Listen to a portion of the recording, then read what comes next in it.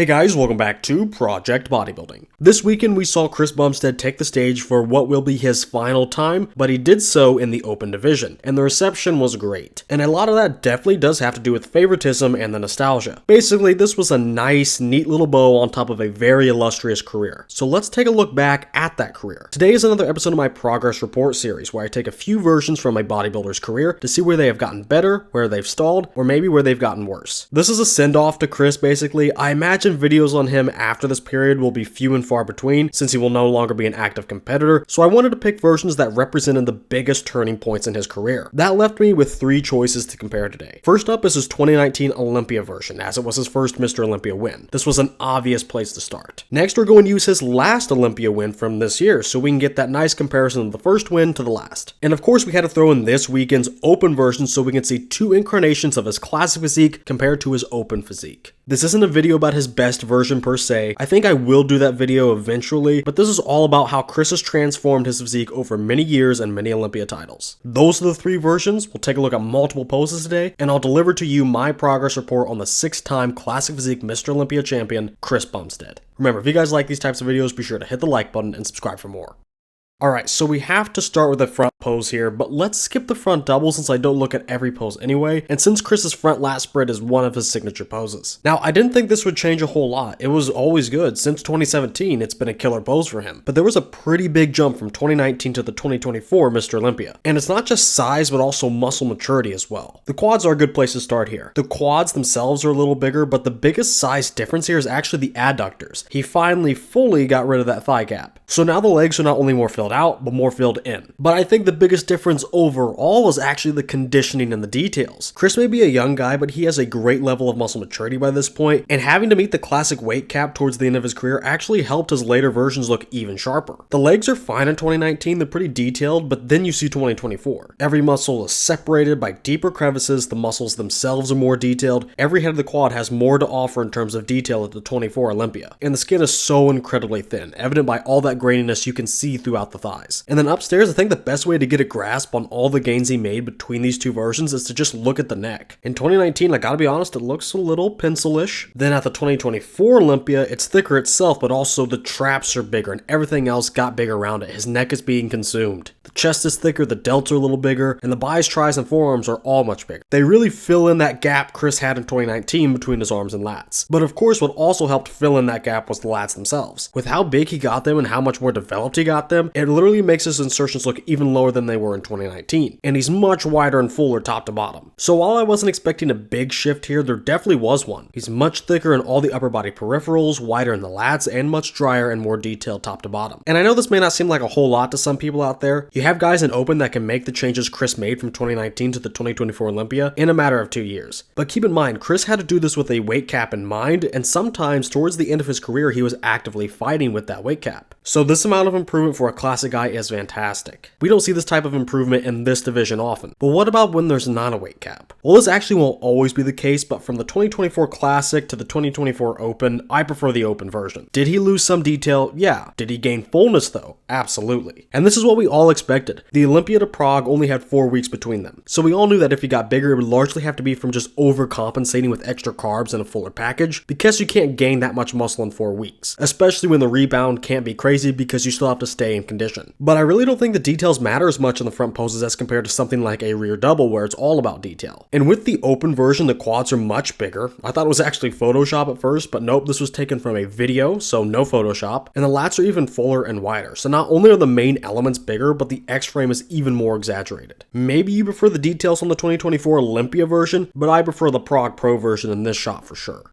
Now we have another signature Chris shot, the side chest. We had to take a look at this one. From the 2019 Olympia to the 2024 Mr. Olympia, there is added size for sure, but honestly not as much as I expected. The pecs in 2019 were already phenomenal. If you saw all these versions on stage in terms of size, you'd be hard pressed to notice the size differences in each version. I think the side leg from 2019 to the 24 Olympia got bigger. This is where the biggest difference is. The ham drops a little bit more, there's more quad height, but overall there's not really too much size difference even in the side leg. However, the details on the 2024 Mr. Olympia version are off the charts. Stay on the subject of the side leg. Look at how many more lines there are on the quad, in the glutes, and how much deeper the separation is between these muscle groups. It's the same up top. Obviously, Chris back in 2019 had great striations, but at the 24 Olympia, the pecs are gnarly looking. They're harder and drier as a whole, and the chest striations are even deeper and extend further into the chest. The posing also improved for the 24 Olympia. He has very thick pecs, so he stands very tall, but he can still maintain all that pec height and a good size side leg. I'm glad he stopped squatting down so low. It was very unnecessary. He's one of the tallest guys at the classic Olympia level, and he doesn't lose thickness when he stands upright, so it's the best of both worlds here. And honestly, I think this was his pinnacle of this pose. The 2024 Open version is good, but I do not prefer it to the 2024 Olympia version. As I said, Chris moving to Open basically had him trade some details for fullness, and really he doesn't have the size advantage to offset the cost of missing those details, at least to me. The side leg is a bit fuller, but if these two were different guys, I'd be going with the 24 Olympia version. There isn't a big enough size difference here for me to go with the Open version. I'll take a little less fullness for much more dryness and detail. It's the same in the pecs. Some of this has to do with posing. At the Prague Pro, he was posing with a more open style and twisting a bit too much, and once again, he traded off some detail for fullness. With that, I don't think the pecs got noticeably bigger, but they actually look a little bit smaller here because of the posing, and the 2024 Olympia has the detail advantage for sure, like it did in the side leg. So with the posing and the more abundant details and hardness, I actually prefer the 2024 Olympia version out of all of these. I definitely understand if you like the Open version more for this pose. It's a size-centric pose and he's a bit fuller, but to me, if you're going to trade off all this detail, I wanted to see a little more size.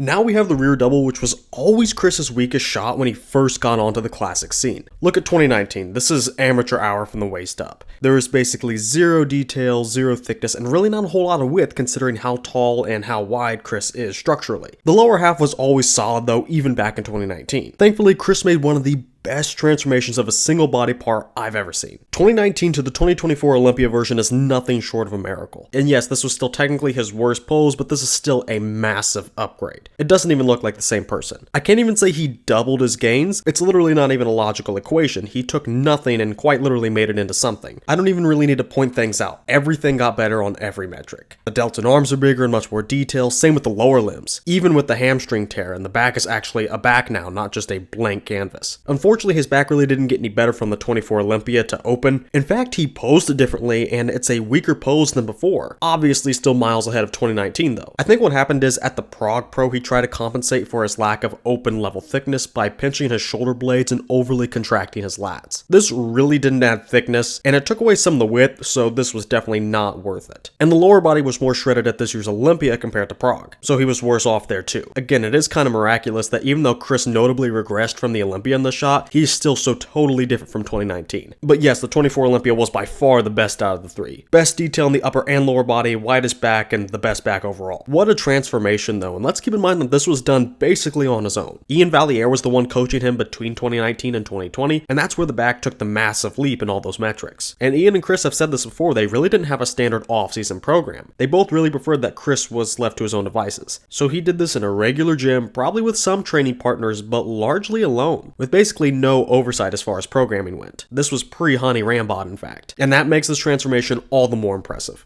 Let's get a bonus back pose in here. Here we have one of his only times hitting the rear lat spread at all in classic from the 2023 Mr. Olympia on the left. And then of course we have this weekend show. What we found in the lower body based on the last pose still rings true here between these versions. I have 2023 over 2024 because he's not that much bigger in the latter photo, but he's missing that extra level of detail from the previous one. But in the back, this shows the real power of posing. Credit for Chris to hitting this back in 2023, but this really wasn't a good pose, technically speaking. He's not fully opening up, nor is he trying to make his back look thicker by leaning back. He's just kind of there. He's wide because of his structure, but very two-dimensional. But in 2024, he's hitting it like a proper open guy, or at least closer to that. The entire back is much fuller, but he's really popping those lats out, which helps just as much as that added fullness. The lower lats actually cast a shadow on his lower back now, whereas in 2023, he was flat around the lower lat insertion area. The outer lats are also much thicker as well as the mid-back. His back actually looks a lot more like a turtle shell now. So even though the lower body got worse, with the fuller back and the better posing, the 2024 version is by far the superior one in this pose. And here we have the most muscular. I had to throw this one in here even though he didn't hit it in all 3 versions. He didn't hit it back in 2019. We can't see the full scope of how this might have changed, but this is the open pose, so I had to get a look at it. Now there are only 4 weeks between photos, of course, and to be honest, I can kind of tell. I really can't decide which one I prefer. The legs got a little bigger in that month's time. This again is the first area I noticed. He did trade off that super dry and grainy look, but because his legs are so detailed no matter what, I prefer the fuller look at the Prague show. But in the abs, I obviously prefer more definition in this area, and that means the Olympia version was better in the midsection. But in the chest, I'm split. He's not as crisp as the Prague show, but he definitely still has good detail, so I think I prefer that version. And in the delts and arms, there really isn't too much of a difference to speak of. Overall, I think this kind of sums up the whole transition from classic to open. It isn't necessarily a bigger Chris, but it's definitely a fuller one, and yes, that technically means bigger, but not in terms of true contractile tissue. Do you want more detail and more roundness? For the most muscular, it's hard to not prefer the latter, considering what the pose is literally called, but yet again, is there enough of a difference here that you leave behind the more detailed version and never think twice? I don't think so. That's why I'm split. I do lean towards the Prague Pro version, but I completely understand why the Olympia version is going to get some votes.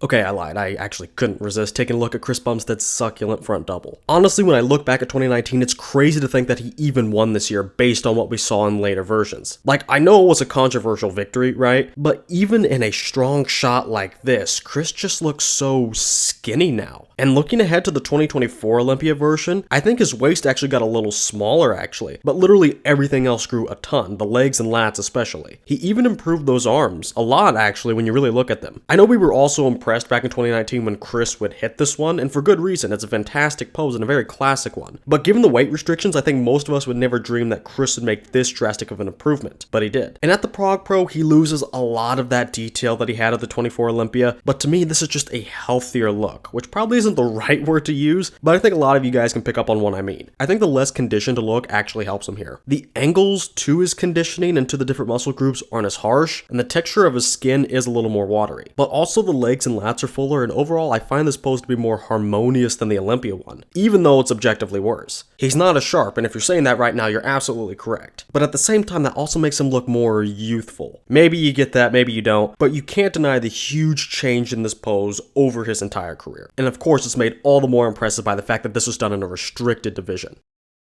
That was my brief look on Chris Bumstead's career. I know this video just scratches the surface of what Chris's legacy and career really means to bodybuilding and classic physique, and the impact it had on the entire fitness industry. But for this snapshot, I think we get the idea. Let's first start by recapping with the first sort of question we were all asking. Was Chris's open version the best? I have to be honest, not to me. That doesn't take away from that version though. He met the demand the best he could. This was borderline a guest posing. He was just coming in a bit fuller and maintaining his conditioning for 4 weeks in order to dip his toes into the deep end of the open division. Me personally, I prefer a more shredded Chris since the size difference wasn't that large. In some poses, I did prefer what he brought at Prague, but largely I'd prefer his later Olympia versions, mainly for the detail. If you like the open version more, I don't necessarily think that's a wrong choice, and I don't think Chris made the wrong choice by trying to come in fuller. In fact, I think it was the correct move. Would he have actually won the show if he came in a bit sharper like the 24 Olympia? I highly doubt it. Because he was still one of the most detailed guys on stage, even though he sacrificed his usual condition for more fullness. It's open, and I think what he needed the most was more size, which neither his last classic version brought nor his actual Prague Pro version. So because he was still able to maintain the lines, and because of the fact that he was still so shredded on stage, more detailed than Martin actually, I believe ditching the look of the 2024 Olympia was the correct call. Like I said, I don't think he would have won with a slightly tighter package if he didn't win with a slightly fuller one, because that was still way more detailed than the rest of the lineup. So while Prague is going to win over fans and be placed on a pedestal just because of what it represents in bodybuilding, I don't think it was objectively Chris's best. Still very good, and it did meet the moment though. But what about that transformation? We covered 5 years and 6 Olympia titles by using the 2019 to 2024 Olympia versions. At some points, you couldn't even tell it was the same person. Legitimately, all things considered, I think Chris had one of the best transformations of the modern era. From 2017, his first Olympia, to 2020, he made a tremendous jump in size, and then every year after he got a bit bigger, and he really refined his physique. I know maybe it's not as big of a jump as 92 to 93 Dorian Yates. I'm sure Dorian and other mass monsters have been able to tip the scales more than Chris. But this is classic, and for the division, there hasn't been a single transformation as good as Chris's. And that is partly what kept him at the top for so long. He never let up. He was unrelenting and getting a bit better each year, so there was zero chance of the already trailing competition to catch up. This gets a massive green light for me on this report. So many guys take years to add size and lose things like detail and shape in the process. Adjusted for his division, Chris became a mass monster while still maintaining and expanding on some of the best conditioning in that division, all while keeping those epic classic lines. This will easily go down as one of the best career transformations and bodybuilding careers in general of all time. Well, that's going to do it for today's video. I always end up leaving you guys with a question at the end of these videos, but this video really doesn't open up too many. I do have one though. Did you prefer this year's Olympia version or this year's Prague version of Chris? And before I make my video on Chris's best version ever, what is your favorite version? It doesn't have to be Olympia winning, it can be this Prague Pro version, it can be anything. What is your favorite? Let me know your thoughts down in the comments. And if you guys like these types of videos, be sure to hit the like button and subscribe for more. And if you want to support the channel even further and want to get your hands on some high quality supplements, be sure to head over to Arms Race Nutrition. Then at checkout, use my code Project10 for 10% off your entire order. That's code Project10 at armsracenutrition.com. And finally, with all that said, I want to thank you guys for watching, and I will see you all in the next video.